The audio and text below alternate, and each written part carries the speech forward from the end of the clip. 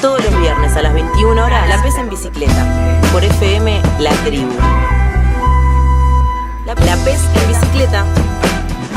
Llevamos sobre ruedas una vida bajo el agua.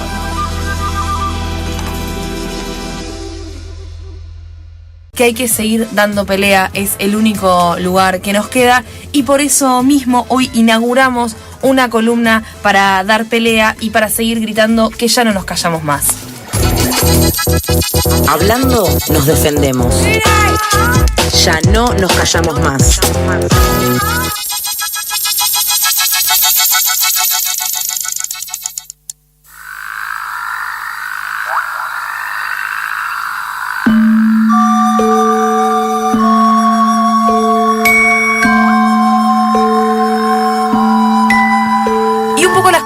Como suele ser este programa cuando estamos con tantas cosas, la presentamos a ella, está inaugurando esta columna de Ya no nos callamos más. ¿Cómo andás, Lu?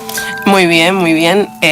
Muy agradecidos por este espacio. Por favor. Les cuento un poco de qué se trata la columna. Por favor, ¿qué nos venís a contar? Bueno, básicamente el título que elegí para la columna se llama ¿Hiciste la denuncia?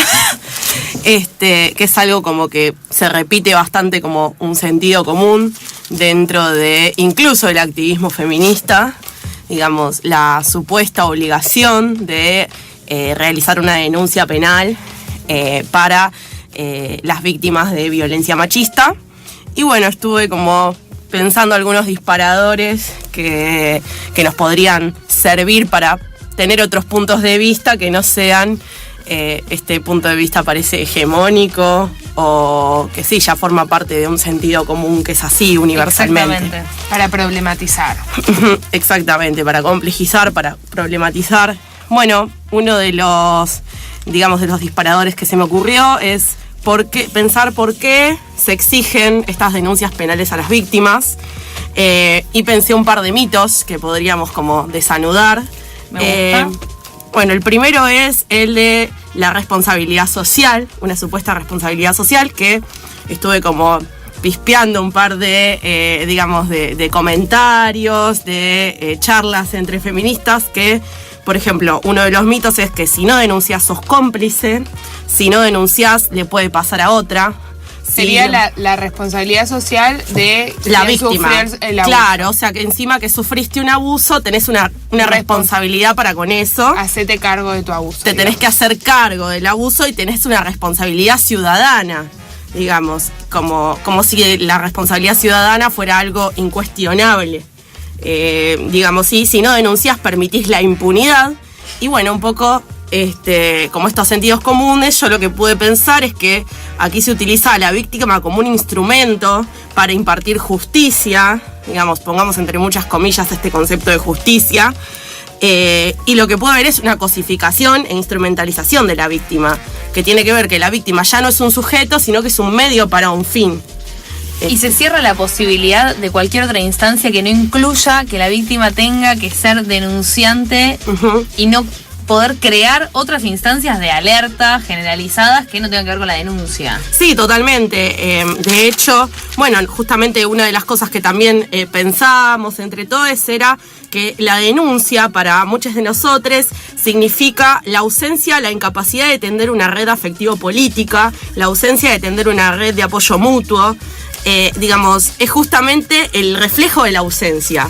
La exigencia de una denuncia penal es poner al Estado frente, ocupando el lugar que yo creo que dentro de una práctica libertaria tendría que tener una red de amistad y de afinidad política. Exactamente, espacios de contención que hagan ese aguante y no exigírselo al Estado. O pretender que el Estado esté del otro lado para darlo. Claro, sí, esta militancia de exigir siempre una política pública y no pensar nunca en términos de autonomía. Y de otras estrategias distintas de las estatales, digamos. Sí, totalmente. Y después, justamente encadenado con esto que vos decís, creo que, otro mito que pensé es, si no denuncias no es serio. No es verdad, si no es verdad, claro, que también esto de lo serio, de si no denuncias es mentira o no fue tan grave. Y también, ahí lo que se le otorga al Poder Judicial es el monopolio de la palabra legítima y de la verdad.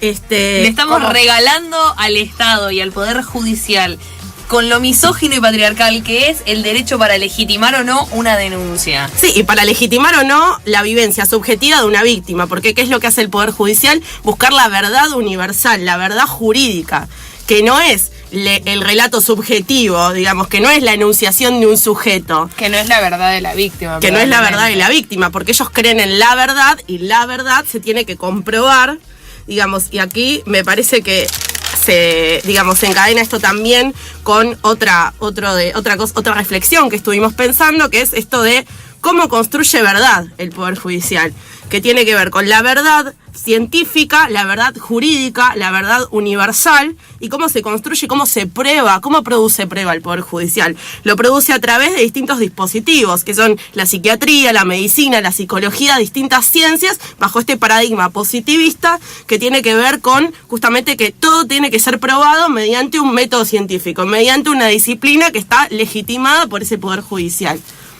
Y bueno, nada, después otras cosas que se nos pudieron ir ocurriendo tiene que ver con el origen del delito, que se juzga a los acusados, digamos, porque rompieron el contrato social, no por el daño que le infringieron a la víctima. Digamos, el problema es que el acusado rompió la ley, el problema no es el daño que sufrió la víctima, o sea que acá... No es lo que hizo estrictamente sobre la víctima, sino que se rompió el contrato social y rompió la ley, básicamente. Claro, eso es lo que juzga un juez. Si acá hubo un delito o no hubo delito, no importa lo que vos expresás subjetivamente.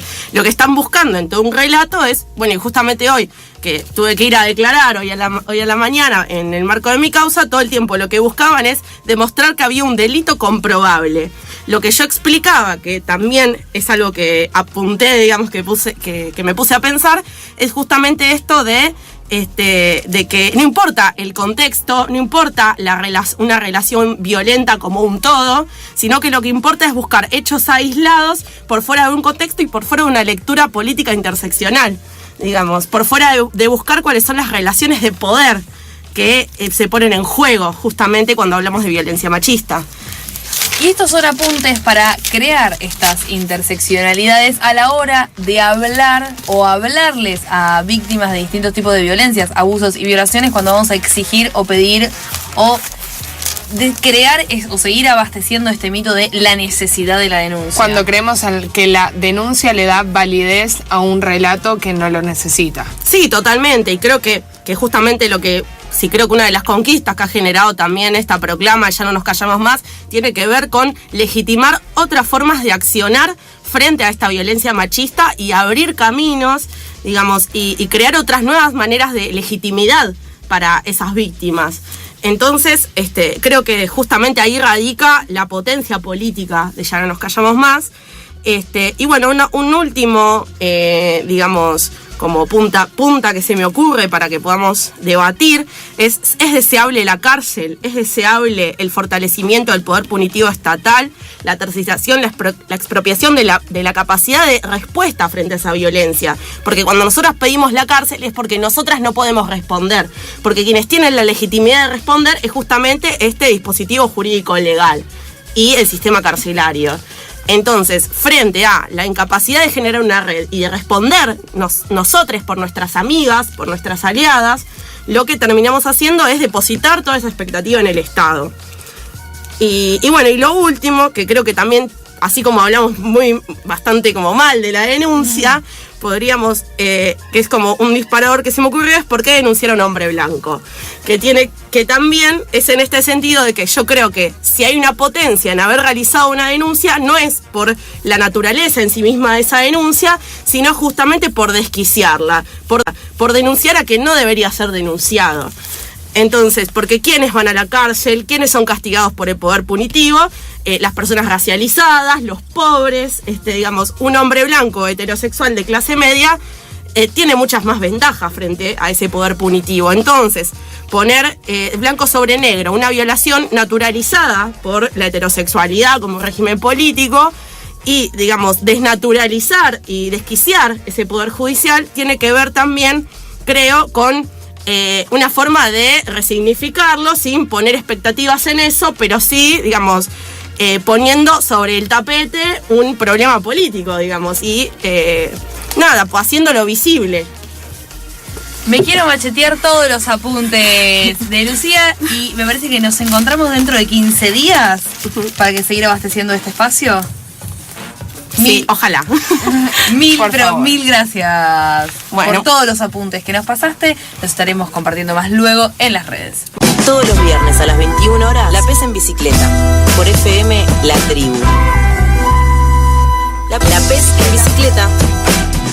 Llevamos sobre ruedas una vida bajo el agua.